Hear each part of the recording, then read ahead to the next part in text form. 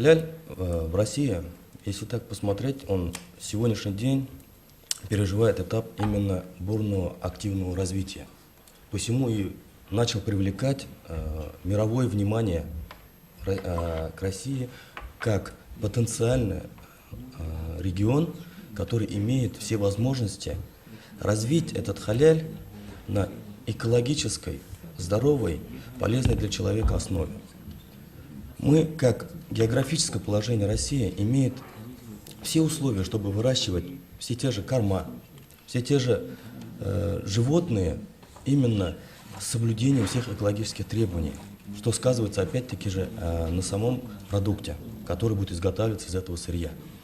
Если мы раньше говорили халяль и описывали, что да, как его отличие, как она забивается, и рассказывали людям, какие моменты с канонической точки только преподносили, то сегодня, имея условия, и чаще всего как раз-таки наука нам в этом помогает, мы все больше и больше раскрываем стороны, касающиеся уже более тонких моментов.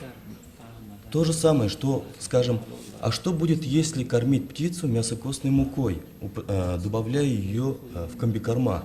Скажется ли это на самой птице и после забоя, если даже мы соблюдаем ритуальную сторону всего этого канонически?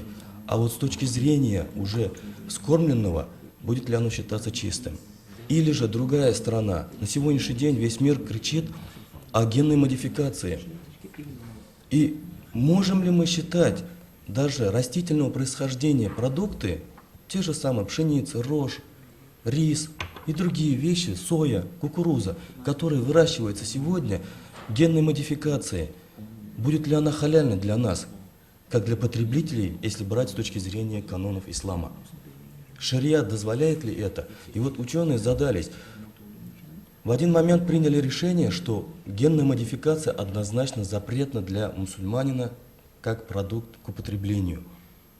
Но благодаря той же науке, лаборатории, которые сейчас уже могут определить не чужой ген, свой ген, да, а именно уже чей ген, это позволило, опять-таки же, на мировом уровне вынести решение, опять-таки же, учеными, уже богословами, о том, что если данный продукт любого происхождения или животное, если оно модифицировалось, скажем, геном разрешенного растения, животного для мусульманина, тогда считать этот продукт халяльным. А если оно модифицировалось геном чего-либо запретного или вредного, скажем, те же грибки ядовитые, да, тогда считать ее харамным. Опять-таки здесь получилось, наука нам, можно сказать, часть продуктов, даже генной модификации, допустила к употреблению, так как оно считается, что не запретно с точки зрения шариата. Вот сегодня чем мы занимаемся? То есть не только уже соблюдение ритуальных частей, что там забойщика поставили, что он мусульманин, да, что он забивает, там, произнося там ручной забой, говорит он упоминанием именем Всевышнего. Это уже сегодня стандарт. Это стандарт, об этом даже не рассуждается, можно ли это или можно ли так. Мы сейчас идем дальше. И почему очень актуально становится именно обмен опыта? Обмен опыта с другими странами, где, например, ввиду своих условий, где индустрия халяль, она взяла рывок и ушла вперед, государство выделило бюджет. Они сделали лаборатории, они могут себе позволить какие-то другие, более тонкие научные исследования. Что мы, например, как комитеты, не всегда себе можем позволить, потому что бюджет ограничен. С другой стороны, встал вопрос о том, что халяль стал востребованным, и он стал конкурентоспособным. Значит, очень он стал такой привлекательной нишей для фальсификатчиков, то есть подделки. Теперь встает уже, а кто настоящий, а кто фальсифицирует, кто использует данное слово или маркировку, печатает ее, и за счет поднятого имиджа халяля, который сегодня и благодаря Москве, и благодаря Казани, да, и всеми другими комитетами, которые он создавался годами, ввиду вот этого жесткого контроля, сейчас он начинает страдать. Мы это не можем позволить. Поэтому создание Национальной ассоциации производителей индустрии халяль, он именно собирает себе производителей, которые добросовестные, которые работают честно, независимо чей документ. Но главное, чтобы он был сертифицирован официально. И собирая в нее, создается сила, какая производители, которые могут уже защищать свои права. Именно эта ассоциация, она выступает со своей стороны, где она может продвигать интересы уже дальше вверх. Вот, в частности, это то, что сегодня у нас комитеты уже делают.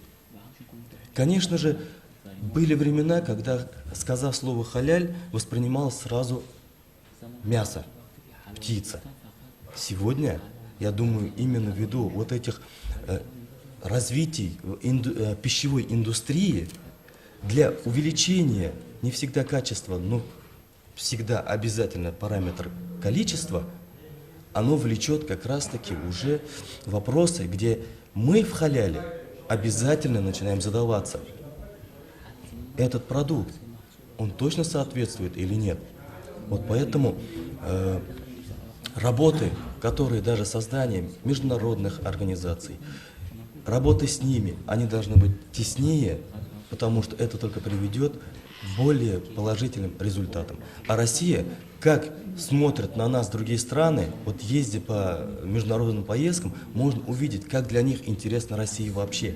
Потому что по ихним понятиям Россия, она еще в зачаточной стадии. И в количественном, и в сфере широты, какие секторы охвачены в халяле. Покрытие потребностей в халяль-продукции, то она намного меньше, чем на 30%. Даже если брать регион Татарстана, в котором, вроде бы насыщен, даже другие регионы работают на Татарстан по халяль-продукции, 30% только насыщенности рынка. А в других регионах, это только на уменьшение. Поэтому говорить, сколько еще предприятий нужно, наверное, более 1000. Тогда будет хотя бы на 50%, может быть, в Казани. Коротко об этом рассказать про халяль все, это невозможно.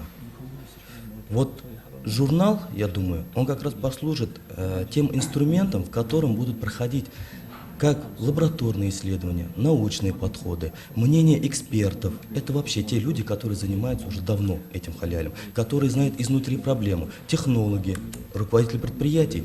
И здесь тогда можно будет увидеть полную картину.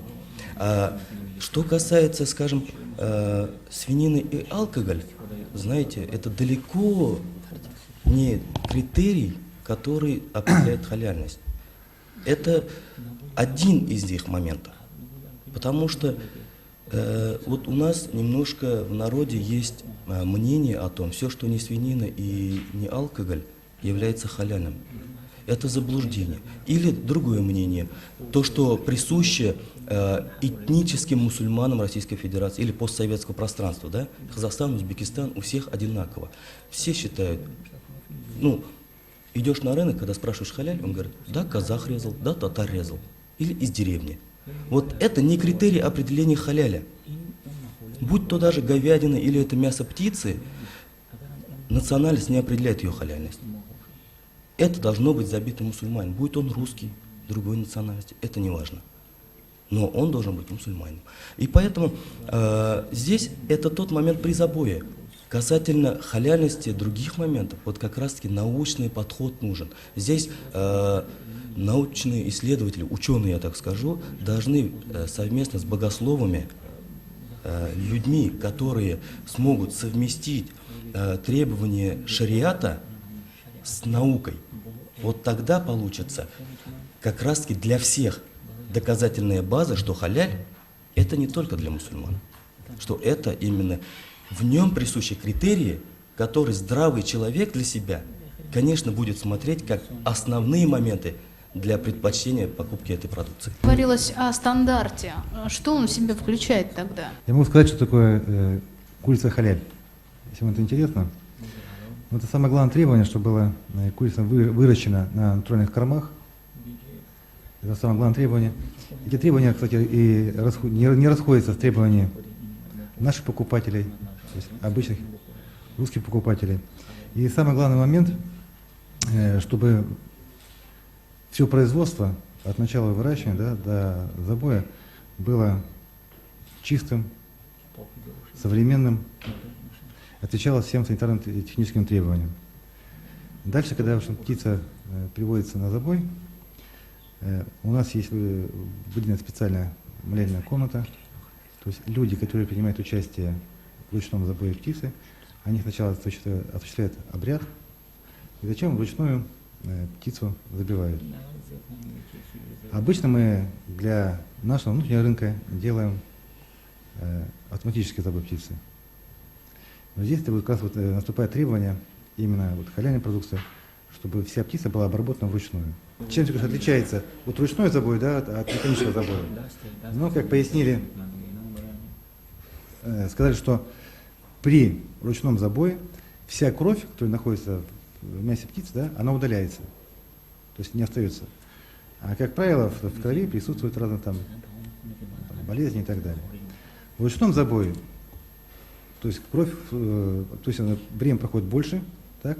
То есть порядка 5-10 минут птица находится в этом состоянии. Вот. А при механическом забое все идет очень быстро, автоматически, то есть кровь остается в тушке, что, как говорят, влияет отрицательно на вкусовое качество птицы. Халяль – это значит разрешенный безвредный. Как может быть путешествие разрешенный безвредный? Что это, экотуризм или что это? В данном случае, скорее всего, это актуально для мусульман. То есть разрешенное – это то, что делается согласно канонам ислама. Допустим, мусульманам нельзя употреблять продукцию, где содержится алкоголь, допустим, например. И не каждый мусульманин сможет прийти например, прилетел человек из мусульманской страны, и он захотел пообедать, но он будет вынужден ходить по аэропорту и искать, где же есть продукция, например, мясо халяль, например, я захотела чизкейк или, допустим, другой любой торт, и чтобы там именно не содержалось ни вино, ни спирт, чтобы вообще не было спирта. Или, допустим, есть ли молельная комната, то есть комната для ритуальной молитвы, а также комната для ритуального омывения, а таких нет. Вот, допустим, даже если взять определенный аэропорт именно в России, даже в Москве, очень сложно найти их. Ищешь, даже если они есть, ты подходишь, они закрыты. А как тогда нам именно мусульманам молиться? Опять-таки, сложная ситуация. Вы знаете, то, что касается стандарта, вообще халяльного стандарта, мы можем поступить следующим образом. Конечно же, не все, предприятия или организации могут соблюсти или соблюдать все эти каноны. Однако мы со своей стороны можем научить их, отправить наших специалистов, чтобы обучали всех их, как все это правильно, всю эту процедуру пройти, соблюдать все эти каноны, все эти правила. Вы знаете, у нас есть группы, эксперты или специалисты или советники, советники по вопросам туризма в различных странах, которые советуют, как оказывать услуги, халяльные услуги, скажем, в других странах. И поэтому все это способствует, увеличению или приезду к ним туристов из мусульманских стран. И, конечно же, при нашей организации существует совет, где у нас собраны, где в этом совете входят эксперты.